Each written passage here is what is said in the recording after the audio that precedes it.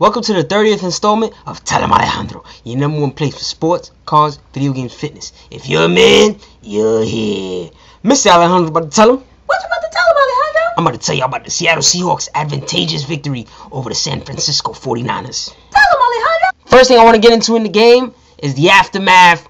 Richard Sherman has some beef with Michael Crabtree. Richard Sherman is the Seattle Seahawks cornerback. He was guarding the San Francisco 49ers wide receiver Michael Crabtree for the majority of the game. At the end of the game, close to the end of the game, Richard Sherman made a big play. The ball was being thrown towards Crabtree for a touchdown, and Richard Sherman tipped the ball to his teammate, and his teammate intercepted the ball, which pretty much sealed the deal and ended the game. And Richard Sherman was talking mad trash in Michael Crabtree's face, mad junk, and his post-game interview is blowing up right now. Apparently, you know what I'm saying, he didn't like some of the things that Michael Crabtree had told him, whether it was before the game, on Twitter, or during the game, whatever. Richard Sherman just wilded out and let Crabtree have it in that interview. Here, take a look. Richard, let me ask you the final play. Take me through it.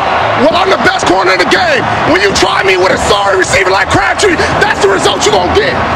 Don't you ever talk about me. Who was talking about you? Crabtree, don't you open your mouth about the best, or I'm going to shut it for you real quick. LOB. Richard Sherman wasn't done there. He went in some more on Crabtree in another interview. Richard, describe that last drive, batting the ball away for a game-clinching interception. Well, I told y'all Crabtree was mediocre at best, so I would never let him catch a game winner on me. This is a joke, right?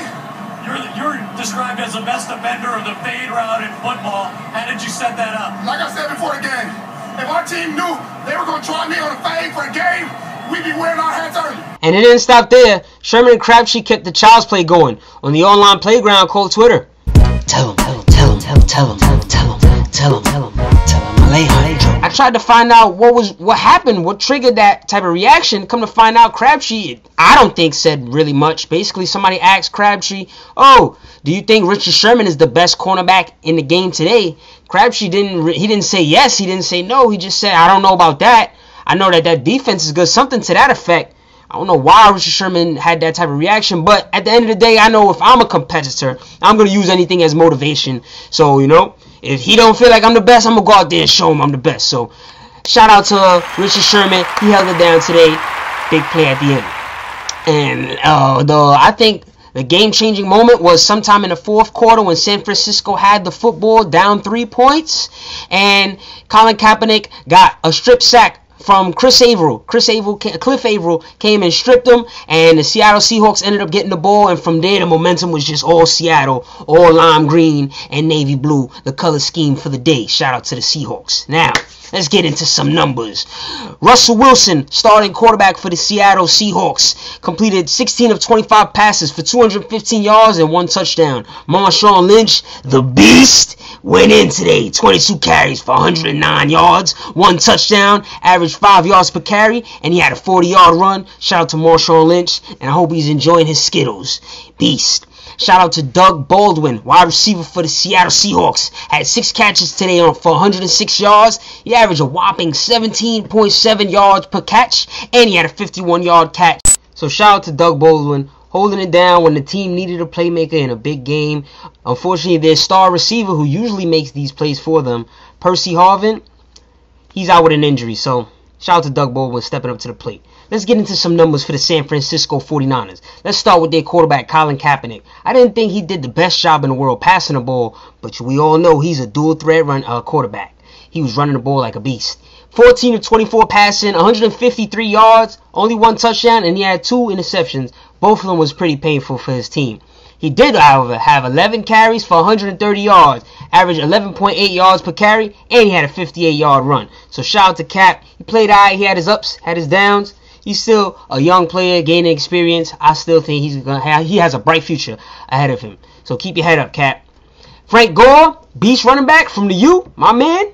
He had a whack game. I don't know where he was. He had 11 carries for 14 yards, and he only averaged 1.3 yards per carry. So shout out to Seattle defense for keeping Frank Gore contained. I was shocked. And not only that, so that they also contained tight end Vernon Davis. I feel like he's the LeBron James of football. When you're building somebody, with that size, that strength, that speed, that combination, you're going to come up with Vernon Davis. He only had 2 catches for 16 yards, average 8 yards per catch. I don't know where he was at.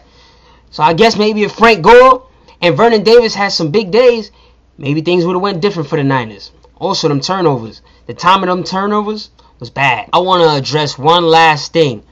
Pro Bowl middle linebacker for the San Francisco 49ers, NaVorro Bowman, unfortunately went out with a horrific leg injury in the middle of the 4th quarter. As soon as I saw it, I cringed. I was disgusted. If you don't know what happened, his leg basically got tangled up underneath a pile of players, and it got bent the other way that your knee's not supposed to bend. So yeah, it looked real nasty, and he had a great game.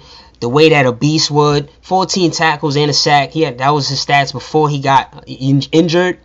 And I just heard something that really upset me. I don't know if it's true, but if it is, I got to put y'all on blast. The Seattle Seahawks fans apparently decided to throw food at NaVorro Bowman as he was getting carted off the field and sent to the hospital or wherever. You understand? I really hope that's not true, because if it is, the Seahawks fans suck.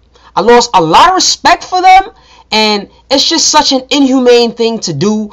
That's not some type of cartoon character. That's a human being. You may look at him as a gladiator, but that's a human being. And for you to treat someone like that when they're in pain, in a bad situation, throwing popcorn or whatever at him, that's ultra whack. I really hope it's not true. But if it is, I'm rooting for the Denver Broncos to give it to y'all in the Super Bowl. If it's not, I have no preference. So I hope that story is not true. I'm going to look into it more, and Mr. Alejandro will keep you posted. Tonight's Bow Tie is brought to you by Countess Mara. Lime green, but I ain't no fiend. You know what I mean? Tune in for more sports, cars, video games, fitness, and all that. Follow at Em Alejandro on Twitter to hear my immediate reaction to live sports events. Outro music! The Super Bowl is going to be a good one. Denver Broncos versus Seattle Seahawks. I didn't even think Seahawks would make it. I thought Niners were going to win. So shout out to them. I do think Peyton Manning is going to take it, though. We'll see.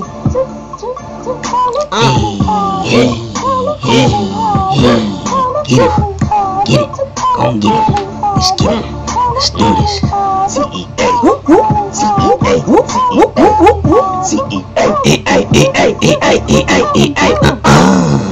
Alright.